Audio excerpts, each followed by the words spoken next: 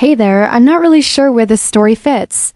But if you've ever dealt with toxic in-laws, trauma, or rebuilding your life from the ground up, maybe this is for you.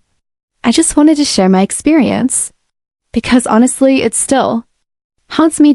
This is my story about my ex-in-laws. Or as I now call them, the ex-in-laws from hell. Let me start with a little background. I've been no contact with these people for almost 2 years now. But before that, they were in my life for nearly 15 years. There's so much history here. And while I've blocked out a lot of the memories because of how painful they are, there's one story I'll never forget. Because it was the final straw. So here's what happened. I'm 31 now, and so is my husband. We've been together for almost 3 years. He knows everything, my past, my pain, and the chaos I went through with my ex's family. And while there are many stories I could tell, this one will give you a taste of what I lived through. I was previously married to someone who is no longer with us. We met in high school. At the time, it was my first and only relationship. I didn't see the gaslighting. I didn't see the manipulation. I didn't know what red flags were. I was young, in love, and naive, but when I was 22, everything changed. He attacked me. Stabbed me over 30 times. I lived, but I was left with deep physical and emotional scars.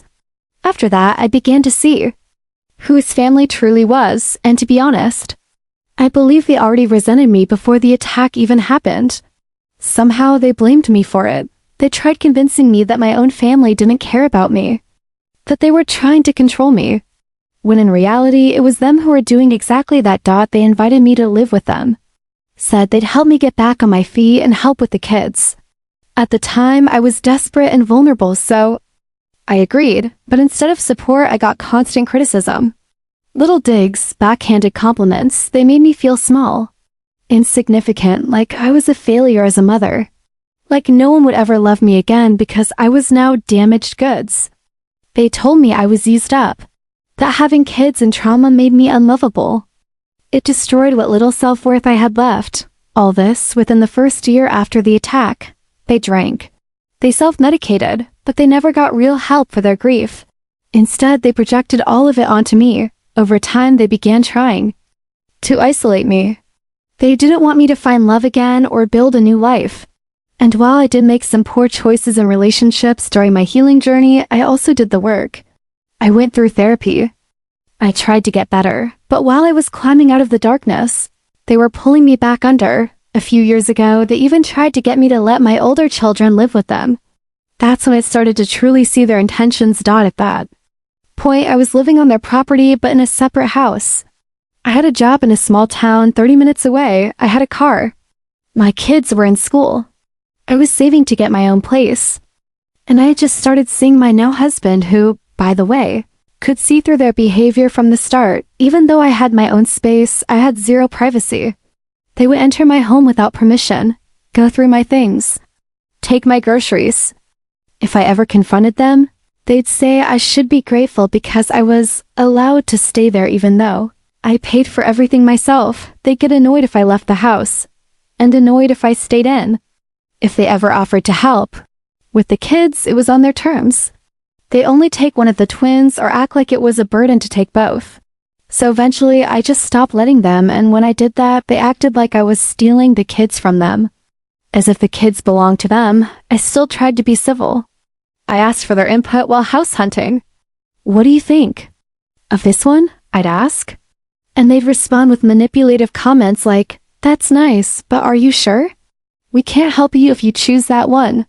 Promises of help always came with conditions. So I stopped asking. I picked my own house and signed the papers. Then my husband entered the picture. At first, they were nice. Pretended to support the relationship. But once it got serious, the digs started again. They questioned his intentions.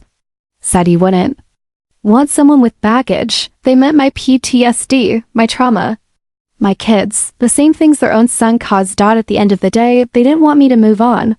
They didn't want me to have love or freedom. They didn't want to lose the control they had.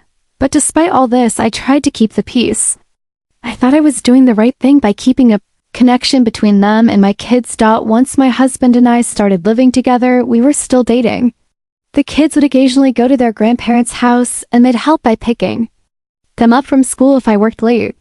But then they started backing out, making excuses. One day, I got a knock at the door. It was Child Protective Services. Someone had filed an anonymous complaint. A very specific one. The caseworker spoke to my kids as required. The claim was dismissed. But I knew deep down I knew exactly who made the call. The details matched. A conversation I had with our grandmother the day before. I have never hurt my children. False reports like that are serious. And cruel. A couple of months passed. Then it happened again. Same worker. Same claim. And it came the day after the kids had visited their grandmother. Again. My husband and I were furious. I was panicking. Scared that my kids would be taken from me. And to make things worse, my children innocently told me Grandma said we could come live with her if we wanted. That's when I broke. We cut them off completely. That was the final straw. More visits, no more calls. No more manipulation. I even learned some deeper truths about them through my own family, which made the past make even more sense. They tried to come by our house again.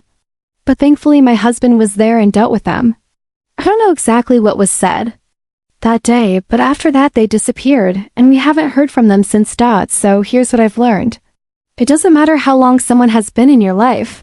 If they don't bring peace, support, and love, they don't belong in your future. You can't heal in a place that keeps reopening your wounds. It took time. It took therapy. It took finding a good man who loves me, supports me, and protects our family. But now I'm free. We have a new baby. A safe, happy home. A real support system. And in-laws who love us without conditions. Thank you for listening. And if you're going through something similar, please know this. You are not alone. You are not broken. And you do deserve peace. Stay strong. Stay lovely. And if you have to be a little petty potato,